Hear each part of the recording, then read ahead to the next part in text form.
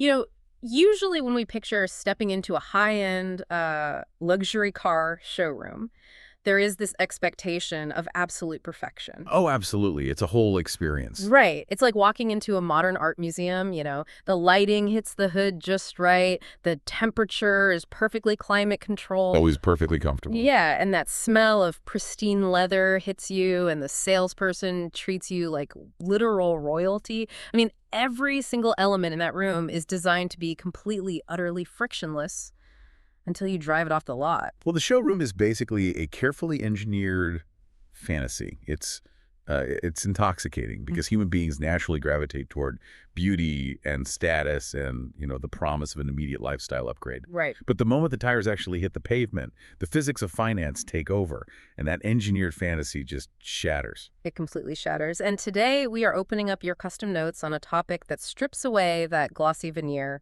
The source material you provided is titled "The Hidden Costs of Luxury Car Ownership Nobody Talks About." It's a great piece. It really is. And for you, the learner listening right now, our mission isn't to just sit here and read off a list of expensive car parts or bore you with routine maintenance schedules. We are diving straight into the why. Why do our brains let us fall for this trap, especially right now? What's fascinating here is that your notes serve as a strategic blueprint. We're looking at the anatomy of a major financial decision before the contract is even signed. Right, before the damage is done. Exactly. We are examining the invisible psychological forces that push a consumer toward the showroom doors and the profound mental blind spots they carry with them when they finally walk through. And the timing for the specific deep dive could not be more intentional. I mean, today is March 14th, 2026. We are sitting right in the crosshairs of a very specific, very dangerous calendar window. The seasonal shift. Yeah. Okay, let's unpack this, because the notes point out a fascinating seasonal paradox. It's mid-March. On one hand, it's tax season. You are literally forced to look backward at your finances. Which is incredibly stressful. Super stressful. But on the other hand, it's spring. The weather turns, the frost thaws, and people are suddenly researching convertibles online. It's like grocery shopping when you're starving, but doing your math homework at the exact same time. That is a brilliant way to put it. It is a remarkable collision of cognitive states. You have two massive seasonal events overlapping perfectly in March and April, and they require completely different ways of thinking. But wait, I don't buy that completely. Okay. If someone is smart enough to be sitting at their kitchen table, doing a complex spreadsheet for their taxes in April, how does a little bit of sunshine completely short-circuit their financial logic? I mean, aren't people who buy luxury cars usually highly analytical people who understand numbers? It seems counterintuitive, I agree.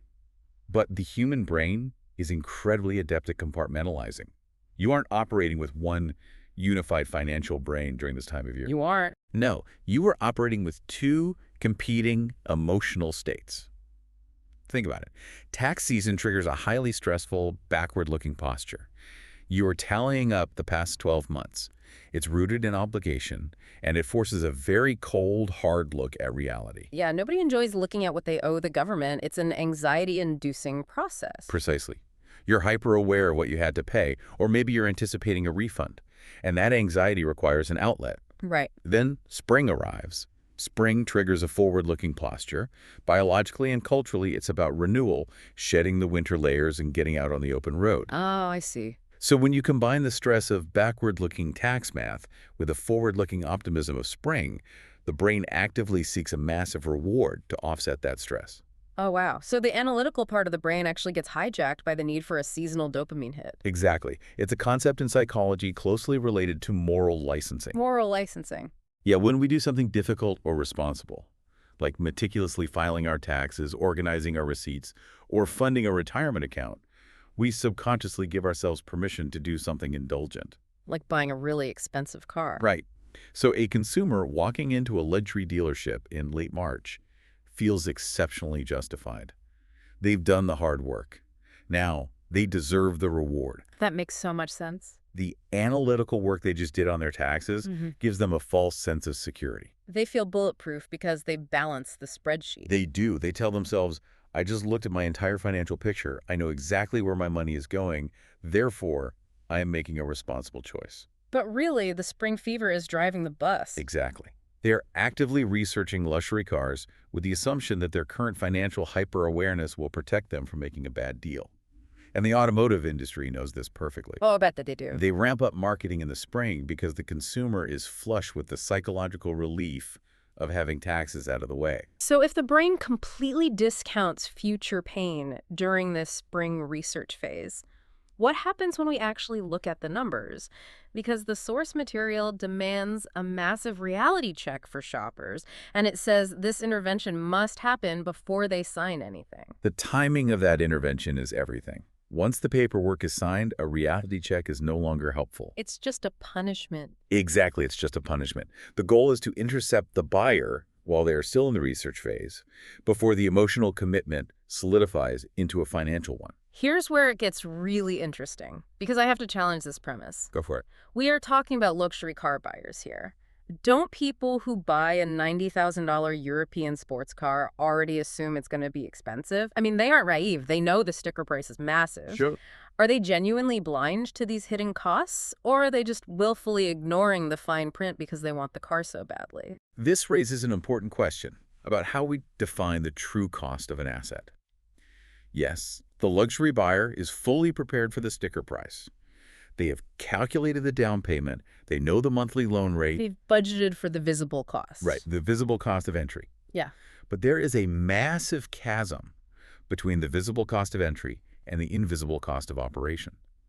Our source notes emphasize that luxury brands often operate on a sophisticated variation of the razor and blades business model. Wait, like how the printer is cheap, but the ink cartridges cost a fortune. Exactly.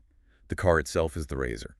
The manufacturer might make a decent margin on the initial sale, but the true long-term profit center for the dealership network is the specialized proprietary maintenance. Wow. The consumer becomes captive to an ecosystem designed to extract ongoing revenue. I love that. It's like getting a free high-end espresso machine as a gift. You put it on your counter, you feel like you've completely upgraded your morning routine in your life, but then you realize it only accepts $3 proprietary pods that have to be shipped directly from Italy. Yes. Suddenly, your daily coffee budget has tripled. The car is the espresso machine, and the maintenance is the pods. That is a perfect analogy for the mechanism at play. And the pods, in the case of a luxury vehicle, are engineered to be deliberately complex. We are not talking about a standard oil change here. Right. A mass-market commuter car is designed for ease of maintenance. A luxury performance vehicle is engineered for peak performance and exclusivity, often at the direct expense of accessibility. Which means it's a nightmare to fix. Exactly. Replacing a simple sensor might require a technician to drop the entire engine block. And you cannot just take it to the independent mechanic down the street. It requires proprietary diagnostic computers, brand-certified technicians, and parts that are intentionally scarce. Which means your car is sitting in the shop for 3 weeks waiting for a part from Germany, and now you are paying for a rental car on top of the massive repair bill. But why doesn't the buyer factor this in? If they're smart enough to afford the car in the first place, why do they have this massive blind spot? It comes down to a well-documented cognitive bias known as hyperbolic discounting. Hyperbolic discounting. Yes. Human beings are notoriously bad at weighing future pain against present reward. When you are sitting in the showroom in April, the smell of the leather, the pristine lighting, and the prestige of the badge offer an immediate visceral reward to the brain. Yeah, it feels amazing right now. Right. So the brain heavily discounts the probability of a malfunctioning air suspension module 3 years from now. The future pain feels entirely abstract, but the present status feels incredibly real. Because 3 years down the line isn't spring. It isn't a glossy showroom with a salesperson handing you a complimentary cappuccino. It's a freezing Tuesday in November when the check engine light comes on and you're staring at a $4,000 estimate. The intervention demanded by your notes is an attempt to break that hyperbolic discounting. It is forcing the buyer to vividly imagine that freezing Tuesday in November before they sign the contract in April. Before it's too late. Because once the ink is dry, the trap snaps shut. The intervention isn't simply telling them the car is expensive, it is forcing them to calculate the asymmetric costs. Asymmetric costs. Yes, the cost of a breakdown in a luxury car is not proportional to the cost of a breakdown in an economy car. It is exponential. Oh, I see. We are talking about boutique insurance premiums that skyrocket because the aluminum body panels cannot be pounded out by a regular body shop. We're talking about accelerated depreciation curves, where the car loses 30% of its value the second it leaves the lot. Just driving it off the curb. Exactly. The brain struggles to compute compounding invisible friction. That actually brings up the aftermath. If the brain completely discounts future pain during the spring research phase, what happens when that pain actually arrives 3 years later? That is the big question. Right, that's where the cognitive dissonance hits. And our source material spends a lot of time analyzing this. It points out that when you bring up the hidden costs of luxury cars online, the current owners react in the comments section in intensely polarized ways. Yes, the digital footprint of buyer's remorse, or in many cases, aggressive buyer's denial. The notes say that discussing this topic creates incredibly strong engagement. Current luxury car owners will predictably react in one of two distinct ways. They will either fiercely defend their purchase, or they will completely validate the points about the hidden costs. It's a fascinating split. It's like admitting you bought a gorgeous purebred dog that immediately chewed up your expensive living room sofa. You either double down and say the pedigree is absolutely worth the destruction, or you desperately warn everyone else not to make the same mistake. That's spot on. The purebred dog looks beautiful when you are walking it in the park, but it destroys your home from the inside. The critical element here is how the owner internalizes that internal destruction. But why is it so personal? If someone points out on an internet forum that a specific car goes through expensive brake pads every 20,000 miles, why does that turn into an all-out internet screaming match? Why does a verifiable mechanical fact turn into a matter of personal identity, where people feel forced to defend a massive corporation? If we connect this to the bigger picture, we have to look at how the human ego processes a sunk cost. Let's talk about the mechanics of post-purchase rationalization. Okay. When you spend $80,000 or $100,000 on an object, it ceases to be just a mode of transportation. Yeah. Your brain links that asset directly to your self-identity.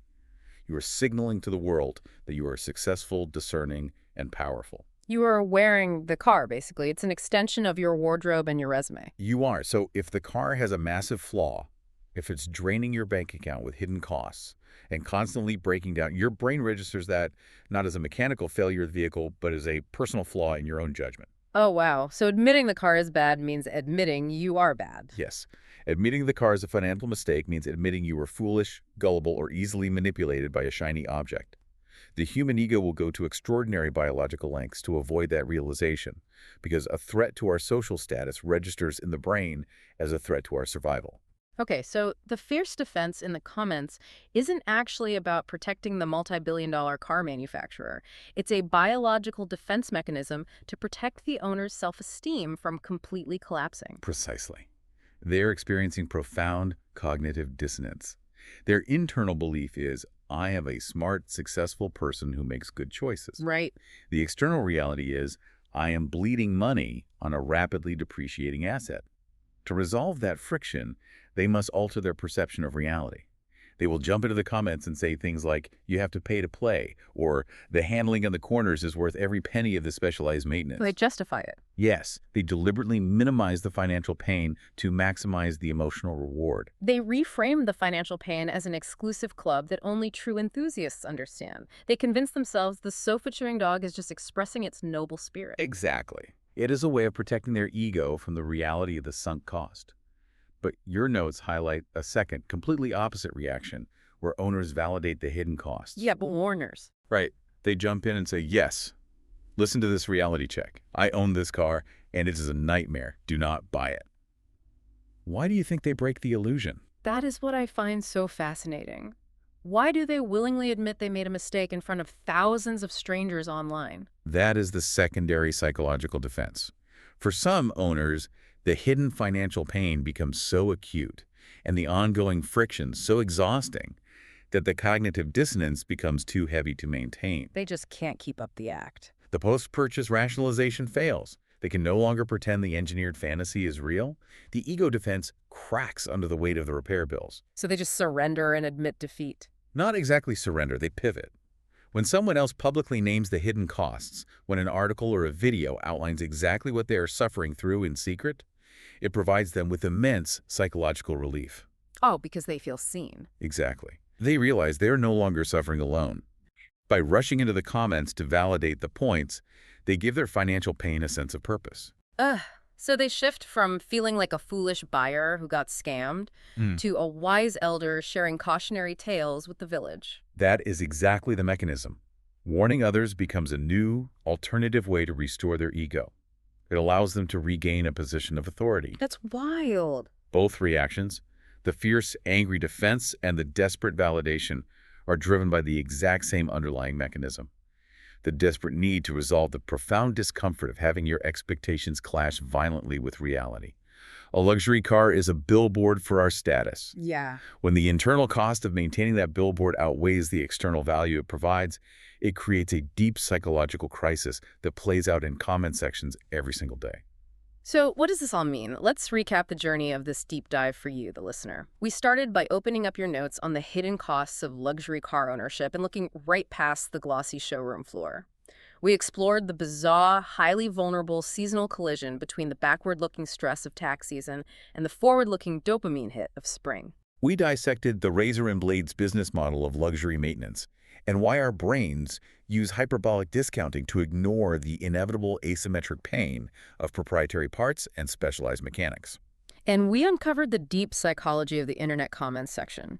We learned that arguing about brake pads online isn't about the car at all. It's about post-purchase rationalization, protecting our fragile egos, and dealing with the cognitive dissonance of a massive financial sunk cost. The real value of this knowledge for you, the listener, is recognizing these invisible forces before they take hold. Right. Whether you are actively researching a major purchase right now as the spring weather rolls in, or you are just sitting at your kitchen table organizing your tax receipts, you have to force yourself to weigh the unseen recurring friction before you finalize any major decision.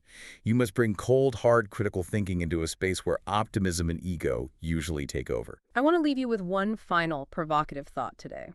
Think about this. We've spent this entire deep dive talking about financial sunk costs in the context of luxury cars. But how much of this exact same spring fever versus hidden reality psychology is keeping you in a shiny, high-status job or even a relationship that is secretly eroding your peace of mind behind the scenes? That's a great point. Are you fiercely defending a situation just because it looks incredibly impressive to everyone on the outside, even while the invisible maintenance costs are bankrupting your emotional energy? It is a crucial question to ask whenever we find ourselves tied to something that looks absolutely perfect on paper. Because whether it's a European sports car, a prestigious career path, or a perfect-looking relationship, once the initial high wears off, you are the one left paying for the proprietary parts. Thank you so much for joining us on this deep dive. Keep questioning the hidden costs in your own life, stay curious, and we will catch you next time.